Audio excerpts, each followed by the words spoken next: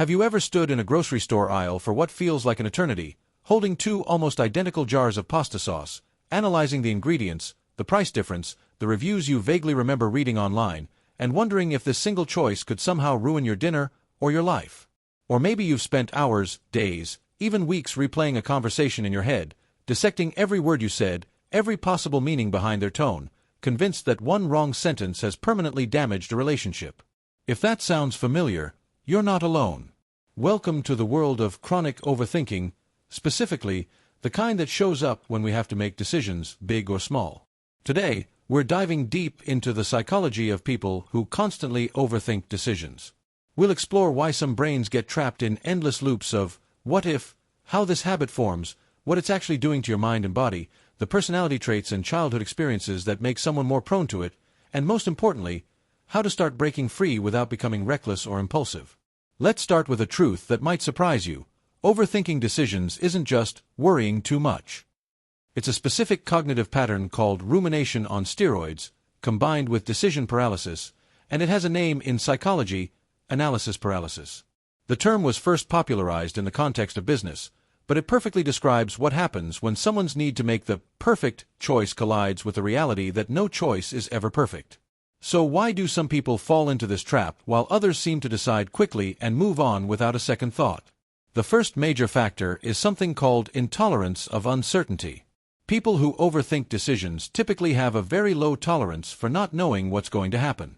They view uncertainty as dangerous, almost threatening. To them, making a decision without 100% certainty feels like jumping out of a plane without checking the parachute 300 times. Research from Carleton University in Canada has shown that intolerance of uncertainty is one of the strongest predictors of generalized anxiety disorder, but it also exists on a spectrum in people who don't have a clinical diagnosis. For these individuals, the brain treats every decision as a potential threat to safety, status, or self-image. Now, let's talk about perfectionism, the toxic cousin of high standards. Perfectionists don't just want to do well. They need to do everything flawlessly, because deep down, they believe their worth is tied to their performance.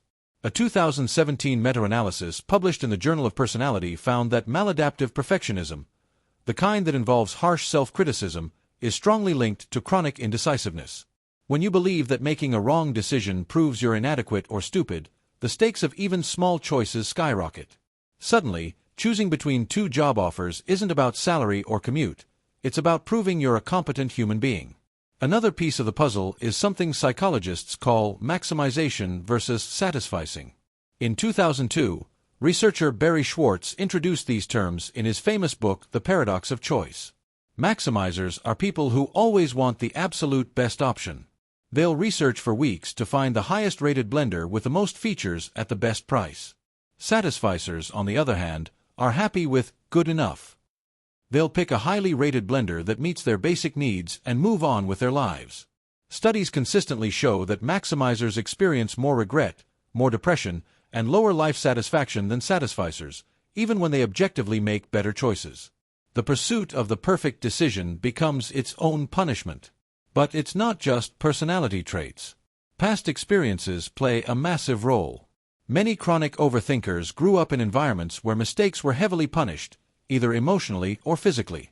Imagine a child who gets screamed at for spilling milk, or who's constantly compared to a better sibling. That child learns very quickly that errors are catastrophic. The brain adapts by developing hypervigilance around decision-making. Fast forward 20 years, and that same person freezes when choosing a restaurant because some part of their nervous system still believes that picking the wrong one could lead to rejection or humiliation. Trauma can amplify this even further.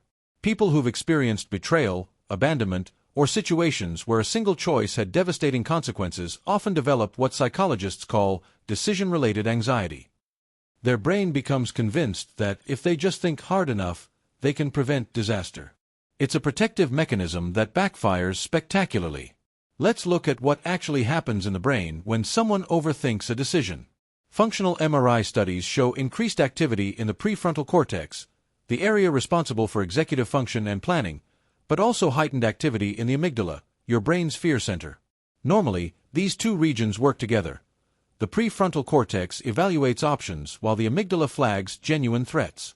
In chronic overthinkers, The amygdala stays in overdrive, flooding the system with stress hormones like cortisol.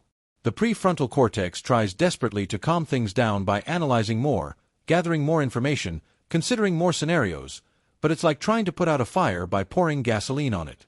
This creates a vicious cycle. The more anxious you feel, the more you analyze. The more you analyze, the more potential problems you uncover. The more problems you uncover, the more anxious you become.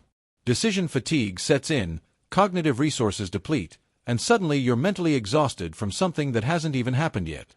But here's where it gets really interesting. Overthinking doesn't actually lead to better decisions. A 2014 study from Columbia Business School found that people who deliberate longer on complex decisions often perform worse than those who decide more quickly. Why? Because excessive deliberation causes us to overweight low-probability risks and ignore our own intuition and experience. Think about it this way. Your subconscious mind has been collecting data your entire life. It knows your values, your patterns, what's worked and what hasn't. Intuition isn't magic. It's rapid pattern recognition. But when we overthink, we drown out that inner signal with conscious noise. So who are the people most likely to fall into chronic decision overthinking? High sensitivity is a big one. Highly sensitive people, HSPs, a term coined by psychologist Elaine Aron, process information more deeply. They notice subtle details others miss, feel emotions more intensely, and are more affected by sensory input. While this trait has many strengths, it also means decision-making involves processing massive amounts of information, pros, cons, emotional impacts, social implications, long-term consequences. What feels like a simple choice to someone else can feel overwhelmingly complex to an HSP. Empaths share some overlap here. Because they're so attuned to others' emotions, every decision gets filtered through, how will this affect the people I care about? Choosing a new job isn't just about career growth. It's about whether your partner will feel neglected, whether your parents will approve, whether your friends will think you're selling out. The decision becomes a web of interpersonal considerations. People with ADHD can also struggle massively with decision paralysis, though for different reasons. The ADHD brain often has impaired executive function, making it hard to prioritize information and filter out irrelevant details. So while someone without ADHD might quickly narrow down options, the ADHD brain gets stuck trying to process everything at once. Now let's talk about the real cost of chronic overthinking. It's not just annoying, it's genuinely harmful. First, there's the opportunity cost. While you're spending 3 weeks deciding whether to accept a job offer, someone else has already taken it. While you're researching which online course to take for 6 months, the thing you wanted to learn has evolved and new options have emerged. Time is the one resource we can never get back. Then there's the emotional toll. Chronic overthinking is strongly correlated with anxiety disorders, depression, and even physical health problems. The constant stress response wears down your immune system, disrupts sleep, and increases inflammation. A 2020 study in the journal Psychological Science found that rumination, the repetitive thinking pattern at the heart of overthinking, is one of the strongest predictors of both the onset and duration of depressive episodes. Relationships suffer too. Partners get frustrated when simple decisions, where should we eat, turn into hour-long debates. Friends stop inviting you places because you take forever to commit. Over time, you might start avoiding social situations altogether to escape the stress of choosing. Perhaps most tragically, chronic overthinking robs you of presence. You're physically at your child's birthday party but mentally rehearsing whether you should have chosen a different venue, different cake, different guest list. You're on vacation but spending half your mental energy worrying about work emails you haven't checked. Life becomes something that happens while you're busy preparing to live it. So how do we start breaking this pattern? The first step is awareness, which you're already developing just by watching this. Start noticing when you're in an overthinking loop. Ask yourself, am I gathering information, or am I avoiding the discomfort of deciding? There's a difference between due diligence and procrastination disguised as thoroughness. Set time limits for decisions. 4 small choices: what to eat, what to wear. Give yourself 30 seconds to 2 minutes max. For medium decisions, buying electronics, choosing a restaurant, set a research deadline, say 2 hours or 2 days. For big life decisions, give yourself a reasonable window, a week, a month, but commit to deciding when that window closes. Practice making low-stakes decisions quickly and intentionally.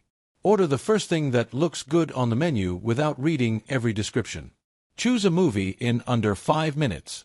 Buy the second laptop you look at if it meets your basic criteria. These small practices build trust in your decision-making ability and prove that the world doesn't end when you choose imperfectly. Learn to distinguish between decisions that are truly irreversible and those that aren't. Very few choices actually are. You can change careers. You can end relationships and start new ones. You can move cities and move back. Even seemingly permanent decisions usually have exit strategies. Recognizing this reduces the perceived risk dramatically. Work on building self-trust. Keep a decision journal where you write down what you chose, why you chose it, and how it actually turned out. You'll likely discover that your batting average is much higher than your anxious brain wants you to believe. Most decisions turn out fine, many turn out great, and even the bad ones usually teach you something valuable. Challenge catastrophic thinking. When you notice thoughts like, if I make the wrong choice, everything will be ruined, ask yourself for evidence. How many times in the past has a wrong decision actually ruined everything? How many times has it been merely inconvenient? Our brains are terrible at probability assessment when emotion is involved. Develop a good enough philosophy. Ask yourself, will this decision move me closer to the kind of life I want? If the answer is yes, and there are no major red flags, it's probably good enough. Perfect is the enemy of progress. Practice mindfulness and body awareness. Overthinking lives entirely in the mind. When you bring attention to your physical sensations, your breath, your feet on the ground, the temperature of the air, you interrupt the mental loop. Even 60 seconds of focused breathing can create enough space to make a clearer decision. Consider the October 10 rule popularized by Susie Welch. How will I feel about this decision in 10 minutes? 10 months? 10 years? This helps put choices in perspective. That argument you're having about whose turn it is to do dishes probably won't matter in 10 days, let alone 10 years. That career change you're terrified to make might be exactly what you needed when you look back in 10 years. Finally, and this is crucial, start treating decisions as experiments rather than definitions of your worth. Every choice is just data collection for the next choice. The person who tries 5 different career paths learns more about what they actually want than the person who spends 5 years agonizing over the first one and never starts. Here's the truth that chronic overthinkers need to internalize. Not deciding is itself a decision. It's a decision to stay stuck, to let opportunities pass, to remain in situations that no longer serve you. Indecision has consequences just like decision does, often worse ones, because you don't even get the learning experience. You don't need to become reckless to stop overthinking. You just need to become slightly braver, slightly more trusting, slightly more willing to accept that being human means making mistakes and learning from them. The goal isn't to make perfect decisions. It's to make decisions and make your life meaningful in the process. The people who seem decisive aren't missing some magical confidence gene. They've simply learned that movement creates clarity, while paralysis creates suffering. They've accepted that life is a series of experiments, and the only real failure is refusing to participate. So the next time you catch yourself spiraling about a decision, pause. Take a breath. Remember that whatever you choose, you're building the muscle of trust, in yourself, in life, in your ability to handle whatever comes next. Because here's the secret no one tells overthinkers. The right decision isn't waiting to be discovered through endless analysis. It's created through action, adjustment, and the willingness to course-correct when needed. You don't need more information. You need more courage. And courage, like every other skill, gets stronger with practice. Start small. Start today. Choose something, anything, and move forward. Your future self is waiting on the other side of that decision. And they're proud of you for making it.